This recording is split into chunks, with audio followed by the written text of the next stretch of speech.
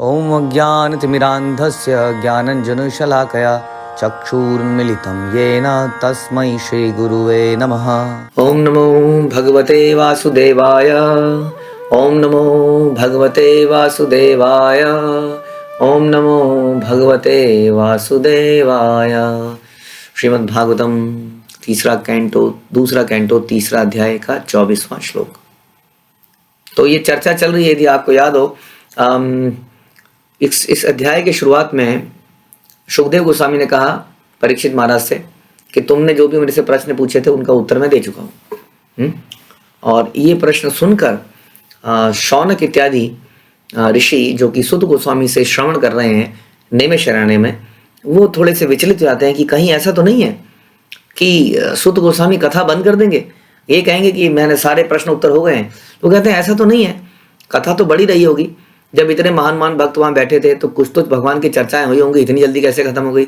आप भगवान के बारे में बताइए। भगवान के अलावा यदि कान कुछ सुनते हैं तो ये सांप के बिल हैं, ऐसा हमने सुना। ये जीव जो है, मेंढक की जीव है, अगर ये कुछ और बोलती है। इसलिए कहने का और सुनने का एकमात्र विषय है कृष्ण। इसलिए हे सुत गोस्वामी कृपया बताइए ना। तो यही चर्चाएं इस वक्त चल रही है, पूरा अध्याय इसी के ऊपर है। इस पूरे अध्याय में केवल यही चर्चा चलेगी। अगले अध्याय में फिर से वो बताना शुरू करेंगे। यानी कि ये जो श्लोक हम सुन रहे हैं, पिछले कई सारे श्लोक जो हमने सुने, इस श्लोक में केवल एक ही चीज हो रही है 13 से लेकर 25 श्लोक में, कि सुत गोस्वामी को बोलने के लिए और मोटिवेट किया जा रहा है। कि हम बड़ा अटेंटिवली सुन रहे हैं, हम ईगर हैं सुनने के लिए, हमारे जीवन का एकमात्र यही कार्य है, इसलिए प्लीज बोलिए। तो यही श्लोक अभी चल रहे हैं, 24वां और 25वां। तद्दश्म सारम हृदयम बतेदम यद गृहमाणेर हरि नाम धेया न विक्रियेतात तथा यदा विकारो नेत्रे जलम गात्र रुहेशु हर्षा। निश्चय ही वह हृदय फौलाद का बना है। सुनकर अच्छा लग रहा है, फौलाद का बना है। वास्तव में मनुष्य का हृदय फौलाद का नहीं होना चाहिए, पत्थर का ना। मनुष्य का हृदय निर्मल कोमल होना चाहिए, क्योंकि कोमल हृदय में भक्ति का बीज अंकुरित होता है। पथरीली जमीन पे नहीं होता ना अंकुरित। जमीन को जोतना पड़ता है, उसको हल्का सा गीला करते हैं, उसको उपजाऊ बनाते हैं, जोतते हैं, खरपतवार हटाते हैं, तब जाके बीज बोया जाता है, तब उसमें अंकुरण होता है। इसलिए हमारा हृदय को हमें कठोर नहीं बनाना चाहिए, उसको निर्मल बनाना चाहिए। निश्चय ही वह हृदय फौलाद का है जो एकाग्र होकर भगवान के पवित्र नाम का उच्चारण करने पर भी नहीं बदलता। यानी कि वास्तव में भगवान के नाम लेने से, नाम का उच्चारण करने से हमारा हृदय कोमल होना चाहिए। कैसे पता चलेगा हमारा हृदय कोमल है? जब हम हर चीज के लिए बड़े सेंसिटिव हो जाएंगे, नियम को पालन करने के लिए, गुरु को दिए गए वचनों को पालन करने के लिए, दूसरे जीवों के हित करने के लिए, दूसरों को कभी कष्ट ना पहुंचाने के लिए, वचन से भी कष्ट ना पहुंचाने के लिए, शारीरिक रूप से तो दूर की बात है। तब इसका मतलब हम क्या बन रहे हैं? हमारा हृदय सॉफ्ट हो रहा है। इसका मतलब हमारी जो जप चल रहा है, हमारी जो भक्ति चल रही है, वो सही चल रही है। यदि आज भी क्रोधाग्नि में हम जलते रहते हैं, ईर्ष्याग्नि में हम जलते रहते हैं, तो हमारा हृदय कोमल नहीं हो रहा है ना। कोमल हृदय में ईर्ष्या कैसे आएगी? इसलिए वो फौलाद का हृदय वास्तव में पत्थर हो चुका हृदय, जो पवित्र नाम लेकर भी बदलता नहीं है। हर्ष होता है तो उसकी आंखों में आंसू ही नहीं आते हैं, शरीर में रोम खड़े नहीं होते हैं। सब लोग जब नाच रहे होते हैं कहते हैं क्या पागलपन हो रहा है यहाँ पर, छोड़ो चलो यहाँ से। क्या पागलों की तरह एक ही कथा रोज सुनते रहते हैं, भागवतम भागवतम भागवतम। तो उसको कोई एक्साइटमेंट नहीं हो रही है। वैसे तो बोला गया है कि हम जब सुनते हैं शिष्टाष्टकम चेतो दर्पण मार्जनम, हम सुनते हैं तो उसमें यही बताया गया है कि ये धीरे धीरे इसमें जो अमृत का जो है वो वृद्धि होती है, इसका स्वाद की वृद्धि होती है। जैसे जैसे नाम लेते हैं ना, वैसे वैसे क्या होता है, हमारा इसमें आनंद बढ़ता जाता है, हमारा चित्त शुद्ध होता जाता है। चेतो दर्पण मार्जनम भव महादावाग्नि निर्वापणम। तो धीरे धीरे हम आगे बढ़ते हैं तो हमारा हृदय निर्मल होता जाता है, उसकी गंदगी, उसकी मैल साफ होती है, उसमें आनंद बढ़ता जाता है। आनंदाम बुद्धि वर्धनम, ये नाम लेने के नेचुरल लक्षण हैं। जैसे हम देखते हैं कि भक्त लोग जब भक्तों का गुणगान करते हैं तो गुणगान करते करते आंसू बहने लगते हैं, वो ये लक्षण है हृदय के कोमल होने का। तो इस प्रकार से, लेकिन जो अभी हम संसार से आए हुए ना, संसार से आए हुए तो हम अपने हृदय को पत्थर बनाए हुए हैं एकदम। क्योंकि धोखा फरेब ही देखा है, गलती क्या करें, यही ऐसा ही समाज हो गया है, तो हृदय भी फौलाद बन गया है। तो जब वो नाम लेता है, श्रवण करता है, कीर्तन करता है, तो आप देखेंगे धीरे धीरे उसका हृदय कोमल हो जाता है। लेकिन अगर किसी का नहीं होता है, तब इसका मतलब वो अवश्य ही अपराध कर रहा है, नाम अपराध कर रहा है, वैष्णव निंदा में लगा है, देवताओं को, गुरु और भगवान को बराबर समझ रहा है, उनके नाम को भगवान के नाम के बराबर समझ रहा है, इत्यादि इत्यादि इत्यादि जो भी 10 अपराध हैं आपने सुने हैं, वो कोई ना कोई अपराध जरूर कर रहा है। तभी उसका हृदय अभी भी पत्थर है, उसके आंखों में अभी भी आंसू नहीं आ रहे हैं। कभी लीला सुन के, कभी दर्शन करके, कभी कीर्तन करके, कभी गुणगान करके, कभी किसी का दुख देखकर आंख में आंसू ही नहीं आ रहे हैं, शरीर के रोम ही नहीं खड़े हो रहे हैं। हाँ, प्रभुपाद बताते हैं कि आध्यात्मिक संस्कृति की संपूर्ण प्रक्रिया का उद्देश्य जीव के हृदय में परिवर्तन लाना है, इस हृदय को कोमल करना है, इस मन को कोमल करना है। संपूर्ण प्रक्रिया का उद्देश्य यही है, जिससे वह परमेश्वर के प्रति नित्य अपने नित्य दास होने के स्वरूप को मान पाए, क्योंकि यही उसकी शाश्वत स्वाभाविक स्थिति है। तो आध्यात्मिक जो भी हम कर रहे हैं, उसका क्या मुख्य उद्देश्य है कि हमारे हृदय में परिवर्तन लाया जाए, उसको कोमल बनाया जाए और उसको नित्य कृष्ण दास की स्थिति में, जो उसकी ओरिजिनल स्थिति है, उसमें स्थापित कर दिया जाए। ये हमारे पूरे भक्ति का पर्पस है। यदि भगवान के पवित्र नाम के निरंतर श्रवण और कीर्तन से कोई प्रतिक्रिया नहीं होती, तो यह समझना चाहिए कि यह केवल अपराध है। यही संदर्भ का अभिमत है। भगवान के पवित्र नाम को उच्चारण प्रारंभ करते हुए 10 अपराध से बचना पड़ेगा, नहीं तो सब बेकार हो जाएगा। 10 अपराध के बारे में हम चर्चा पहले भी कर चुके हैं। भाव दशा का प्राकट्य 8 दिव्य लक्षणों से होता है। जो भाव है, जैसे हमने सुना, हर्षित हो जाना, आंसू आ जाना, ऐसे 8 मुख्य भाव ये बता रहे हैं। कौन से हैं? निष्क्रियता, यानी कि जड़ हो जाना, है ना। एकदम से कई बार आदमी को सदमा लगता है, या प्रेम या एक्साइटमेंट में वो जड़ हो जाता है एकदम से। निष्क्रियता, प्रस्वेद, रोमांच, स्वरभंग, कंपन, शरीर का पीला पड़ना, अश्रुपात, अंत तथा समाधि, ये 8 लक्षण हैं। लेकिन कभी कभी ये 8 लक्षण, कुछ लोग इनका 8 लक्षणों का ढोंग करते हैं और ऐसा दिखाते हैं कि वो उनके आंसू बहे जा रहे हैं, बहे जा रहे हैं, बहे जा रहे हैं। तो ये कौन है? कई बार ये कौन होते हैं? प्राकृत सहजिया। कैसे पता चलेगा हमें कि ये व्यक्ति नकली लक्षण भाव दिखा रहा है या असली भाव दिखा रहा है? तो बताते हैं कि जब ऐसा व्यक्ति का पता तब चलता है, ऐसे ढोंगी का, जब वो कुछ वर्जित कार्य करता हुआ पाया जाता है, जब वो नियमों का उल्लंघन करता हुआ पाया जाता है। जैसे यहाँ बता रहे हैं, धूम्रपान, मद्यपान, स्त्रियों के साथ अवैध मैथुन और उसमें उपयुक्त भाव दशाएं। तो उसके अंदर वो रियल भाव दशाएं नहीं है, जो इन गर्हित, ये बहुत ही निम्न कार्यों में लगा हुआ है। वो व्यक्ति अवैध संबंध बना रहा है, मदिरा नशा कर रहा है, ऐसे घृणित कार्य कर रहा है। उस व्यक्ति के अंदर ये जो दिखा रहा है, वो आंसू या जो भी दिखा रहा है, वो केवल क्या है? वो ढोंग है।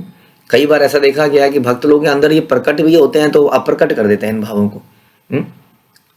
तो रामानंद राय और चैतन्य महाप्रभु बहुत भाव में थे, लेकिन जैसे ही वो एक्सटर्नल सेंस में आए कि इतने सारे लोग खड़े हैं, हमें देख रहे हैं, बड़े भाव में आ गए थे, उन्होंने एकदम से अपने भावों को छुपा लिया। तो इस प्रकार से भक्त की स्थिति अलग है, वो सारे नियमों का पालन करता है। ऐसा नहीं है कि जब हम भाव की स्थिति में आ जाते हैं तो नियमों का पालन करना आवश्यक नहीं है। नाम का जप करना केवल नए लोगों के लिए आवश्यक है, पुराने लोगों के लिए तो नाम के जप की जरूरत ही नहीं है। जो भाव के स्टेज में आ गया, जो भगवान का दर्शन करते ही रो रहा है, दहाड़ मार रहा है। कई लोग कहते हैं हमसे कि प्रभु जी पहले हम भगवान के बड़े करीब थे ना, रोना आता था देखकर, अब नहीं आता है। उस रोने का कोई लाभ नहीं है, क्योंकि यहाँ पर यह बताया जा रहा है वो नियम का पालन कर ही नहीं रहे हो, कैसा रोना? नाम जब आप कर ही नहीं रहे हैं, नाम में रुचि पैदा नहीं हुई है, आपके आंसू आते थे, ऐसे आंसुओं की कोई वैल्यू नहीं है। यदि नियम का पालन करते हुए आपके अश्रु, कंपन इत्यादि होता है, तब उसका लाभ है। उसको भी हमें किसी को दिखाने की जरूरत नहीं। क्यों? क्योंकि दिखाएंगे तो लोग वाहवाही करेंगे, और वाहवाह करते ही हो सकता है हमारे अंदर अनर्थ आ जाए, अहंकार इत्यादि के। तो इस अतएव असली स्थायी भाव किसको कहते हैं? फिर ये तो हो गया टेम्पररी भाव, जो अचानक से एक टीवी सीरियल को देखकर भी हो जाता है। लोग टीवी ऐसे मूवी बनाते हैं, टीवी देख के लोग रोते रहते हैं। आप कहेंगे देखिए इनका हृदय कितना कोमल है प्रभु जी, ये तो बिल्कुल बढ़िया भक्त है प्रभु जी। हाँ, मुझे तो रोना नहीं आ रहा है, इनको रोना आ रहा है। इस रोने की बात नहीं कर रहे हैं। ये जो विरह है, ये कृष्ण से है वास्तव में। चैतन्य महाप्रभु क्या बोलते थे, जो भगवान के भाव में हमेशा रहते थे, जो स्वयं भगवान के अवतार हैं, भक्त के रूप में आए हैं, वो कहते थे कि मैं एक ढोंगी हूँ। क्यों? क्योंकि यदि मैं ढोंगी नहीं होता तो कृष्ण के विरह में मर नहीं जाता अब तक। मैं जिंदा हूं, इसका मतलब मुझे प्रेम नहीं है। तो ये इतना हाई लेवल का प्रेम हो सकता है। इसलिए बहुत सारे ढोंगी मिलेंगे, लेकिन स्थायी भाव क्या है? कैसे पता चलेगा कि हमारे अंदर रियली में भाव पैदा हो रहा है कि नहीं? जैसे हमने बताया कि हम नियमों का पालन कर रहे हैं कि नहीं, और उसके अलावा बता रहे हैं यहाँ पर भौतिक इच्छाओं के अंत होने। यदि हमारी भौतिक इच्छाएं धीरे धीरे कम हो रही हैं तो इसका मतलब हमारे अंदर भाव बढ़ रहा है। तो हम अपने आप को मेजर तो कर ही सकते हैं, हर कोई कर सकता है। पहले कपड़े लेने का बहुत शौक होता था माना, हर सीजन में नई नई चीजें, नया नया कुछ, है ना, या रोज कुछ नया नया खाने का मन करता था माना, उस पर धीरे धीरे अपने आप ही नेचुरली उससे विरक्ति हो रही है। तो इसका मतलब भौतिक इच्छाओं के अंत होने से पता चलेगा कि स्थायी भाव हो रहा है कि नहीं। प्रत्येक क्षण को प्रेमा भक्ति में लगाने में, यानी कि जो भी समय आदमी बैठा है तो बैठे बैठे भी वो सोच रहा है मैं क्या कर रहा हूँ, क्यों ना पढ़ क्यों ना लूँ कुछ, क्यों ना कोई लेक्चर सुन लूँ, रिकॉर्डेड लेक्चर क्यों ना सुन लूँ, क्यों ना कोई सेवा ही क्यों ना कर लूँ, किसी भक्त की मदद ही क्यों ना कर दूँ। तो निरंतर हर क्षण को प्रेमा भक्ति में लगाने और निरंतर भगवान की महिमा के गायन के प्रति उत्सुकता। मौका लगते ही भगवान की चर्चा चली, अरे सुनिए भगवान तो बड़े महान हैं, सुदामा अभिप्राय थे, हाँ उन्होंने कुछ भी नहीं मांगा, भगवान ने उनके चरण धोए, उनको विदा किया और उनके बिना मांगे उनको सब कुछ दे दिया। ऐसे हैं हमारे भगवान। और एक ने दूसरे ने चर्चा करी, उसने तीसरे ने चर्चा करी, चर्चाएं चर्चाएं चर्चाएं। हाँ, यानी कि उनका गायन करने की प्रति उत्सुकता है, ये एक और लक्षण है। भगवान के धाम में रहने के लिए आकर्षण। ओके, हम मृत्यु, यानी कि मृत्यु से भय नहीं रहा, अब मृत्यु से भय नहीं रहा। अब ये लगा कि यस मृत्यु होगी तो कहाँ जाएंगे? भगवान के धाम में जाएंगे। लेकिन अभी क्या करें? अभी भगवान का धाम बना लें, चारों तरफ प्रचार करते हैं, भक्त बनाते हैं, और भगवान के संसार में जो धाम हैं, लीला स्थलियाँ, उनमें जाएं, वृंदावन जाएं, द्वारका धाम जाएं और जगन्नाथपुरी जाएं। तो भगवान के धामों में जाने की इच्छा, भौतिक सुख से पूर्ण वैराग्य। हाँ, कोई सुख नहीं चाहिए, कोई फेवर नहीं चाहिए। मिलेगा तो भगवान की इच्छा से, नहीं मिलेगा तो भगवान की इच्छा से। हम आगे बढ़ते रहेंगे भगवान के प्रचार प्रसार साधना के अंदर। कोई सुख के लिए वेट नहीं करेंगे कि आज 16 माला तब करेंगे जब सवेरे गीजर मिलेगा नहाने के लिए, नहीं तो कर लेंगे भैया, अब गीजर नहीं है तो कैसे करें, आप तो नहा ही नहीं पाए, तो जब हो जाएगा दिन में। डिपेंड नहीं करेगी उसकी भक्ति किसी भौतिक सुख पे ऊपर। निर्भिमानता, मान शून्यता, वो बिल्कुल नहीं सोचेगा इस व्यक्ति ने मेरे साथ ऐसा क्यों किया, मेरा अपमान क्यों किया, मैंने तो इसके लिए इतना किया था।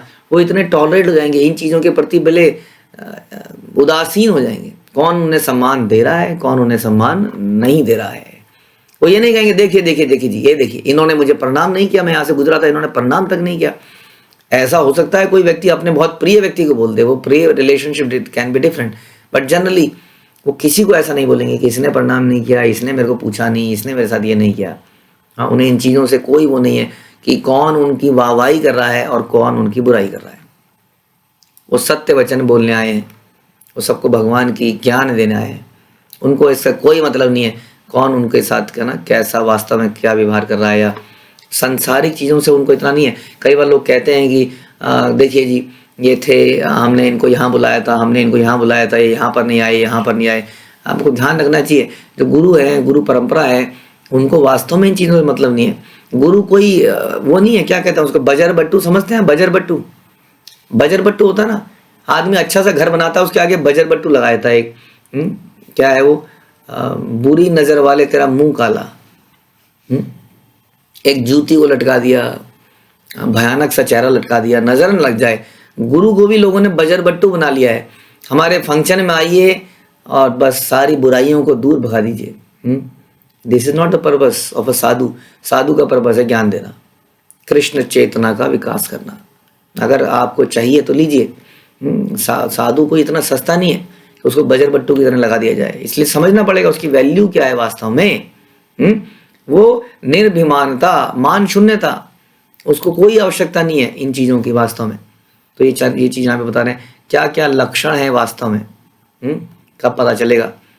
तो ये बता रहे हैं, दोबारा से सुनिए, कि हमारे अंदर स्थायी भाव पैदा हो रहे हैं, भौतिक इच्छाएं कम होती जा रही हैं, प्रत्येक क्षण प्रेम भक्ति में लगाने की इच्छा बढ़ गई है, सेवा में करने की, निरंतर भगवान की महिमा का गायन करने की इच्छा होती है, भगवान के धाम में भक्तों के साथ में रहने की इच्छा होती है, भौतिक सुख से पूर्ण वैराग्य होता जा रहा है और मान शून्यता होती जा रही है।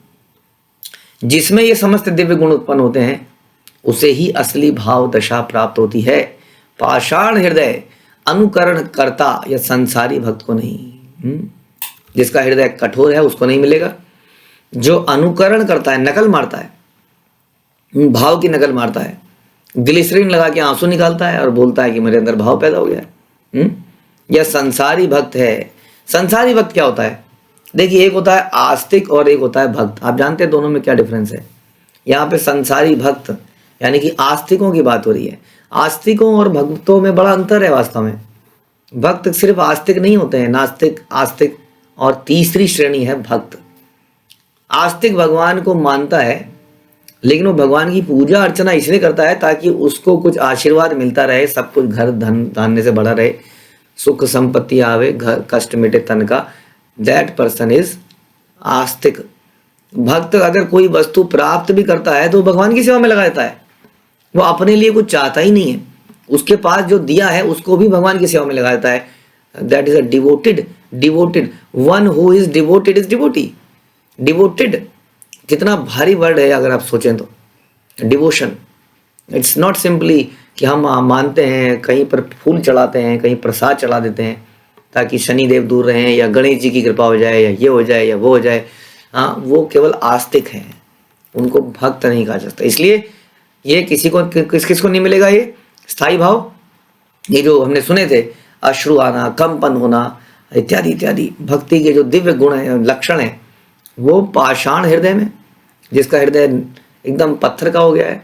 जानवर को मार दे, इसको मार दे, कोई फर्क नहीं पड़ता है। किसी इंसान को कोई रो रहा है, कोई जिए, हाँ, आप षड्यंत्र करें, कोई उसके बदले में रो रहा है, उसके जीवन में क्या क्या हो रहा है उसको कोई फर्क नहीं पड़ता। पाषाण हृदय, अनुकरण, नकली, ढोंगी, जो नकल मार के भाव दिखाते हैं उसको नहीं मिलेगा, और संसारी भक्त को नहीं मिलेगा। हाँ, इसके लिए शुद्ध भक्ति की आवश्यकता है, जिसमें क्या कहते हैं हम? अन्य अभिलाषिता शून्यम ज्ञान कर्मादि अनावृतम।